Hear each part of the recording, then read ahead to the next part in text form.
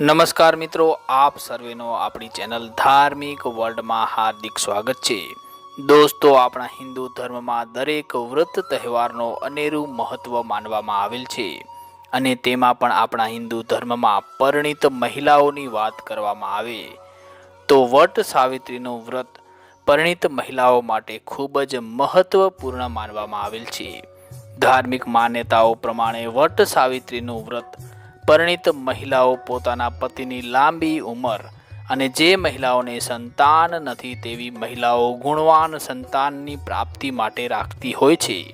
ગુજરાતમાં વટ સાવિત્રી વ્રત જેઠ મહિનાની પૂનમના દિવસે કરવામાં આવશે। આ વ્રતમાં વડના ઝાડની પૂજા કરવામાં આવે છે અને 3 દિવસ સુધી વ્રત રાખવામાં આવતું હોય છે।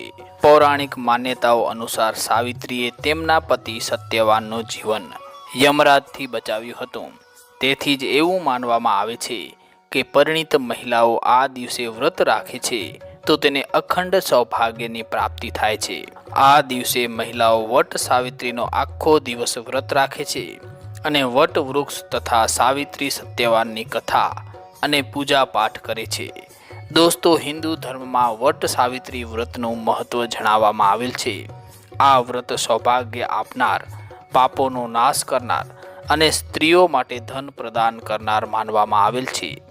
એવું કહેવાય છે કે જો કોઈ પરિણીત સ્ત્રી વટ સાવિત્રી વ્રતનું પાલન કરે છે તો તેને અખંડ સૌભાગ્ય પ્રાપ્ત થાય છે તથા પુત્ર, પૌત્ર, ધન વગેરેની પ્રાપ્તિ પછી પૃથ્વી પરના તમામ સુખ અને શાશ્વત જીવનનો આનંદ લઈને પતિ સહિત બ્રહ્મલોકની પ્રાપ્તિ કરે છે। એવું માનવામાં આવે છે કે વટ વૃક્ષના મૂળમાં બ્રહ્માજી, વટ વૃક્ષના થડમાં ભગવાન વિષ્ણુ અને વટ વૃક્ષની ડાળીઓમાં ભગવાન શિવનો વાસ માનવામાં આવે છે અને વટ વૃક્ષની ઘણી ડાળીઓ જે નીચેની તરફ લટકતી હોય છે, આ શાખાઓમાં દેવી સાવિત્રીનું સ્વરૂપ માનવામાં આવ્યું છે। એવું માનવામાં આવે છે કે જો વટ વૃક્ષની પૂજા કરવામાં આવે તો તમારી બધી જ મનોકામનાઓ જલ્દીથી પૂર્ણ થઈ જતી હોય છે। મિત્રો, હવે વાત કરીએ કે જ્યારે તમે વટ સાવિત્રીના વ્રત દરમિયાન સાવિત્રી દેવીની પૂજા કરો છો ત્યારે તમારે શું બોલવાનું છે, કયો એવો મંત્ર છે કે જે મંત્રનો તમે જાપ કરશો તો તમારી પૂજા જરૂર સફળ થશે। મિત્રો, વટ સાવિત્રી વ્રત દરમિયાન સાવિત્રી દેવીની પૂજા કરવાનો વિધાન છે। જ્યારે તમે સાવિત્રી દેવીનું પૂજન કરો છો ત્યારે તમારે આ 2 શબ્દના મંત્રનો જાપ જરૂર કરવો જોઈએ અને એ મંત્ર છે નમઃ સાવિત્રયે। મિત્રો, આ મંત્રના ઉચ્ચાર સાથે તમારે સાવિત્રી દેવીની પૂજા કરવી જોઈએ।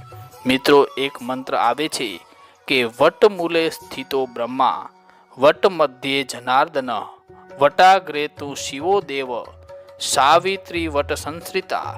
અર્થાત વટના વૃક્ષના મૂળમાં બ્રહ્માજી છે, મધ્યમાં ભગવાન વિષ્ણુ અને અગ્રભાગે શિવજી વિરાજે છે અને દેવી સાવિત્રી પણ સમગ્ર વટ વૃક્ષમાં સ્થિર થયા છે। માટે નમઃ સાવિત્રે એ પ્રકારના ઉચ્ચાર સાથે સાવિત્રી દેવીની પૂજા કરવી જોઈએ। તો મિત્રો, અમને આશા છે કે આ માહિતી આપને જરૂરથી પસંદ આવી હશે, માટે વિડીયોને લાઈક જરૂરથી કરજો અને કોમેન્ટમાં જય શ્રી કૃષ્ણ અથવા તો સત્યવાન સાવિત્રી, હર હર મહાદેવ વગેરે તમે કોમેન્ટ કરી શકો છો। ધન્યવાદ। જય શ્રી કૃષ્ણ।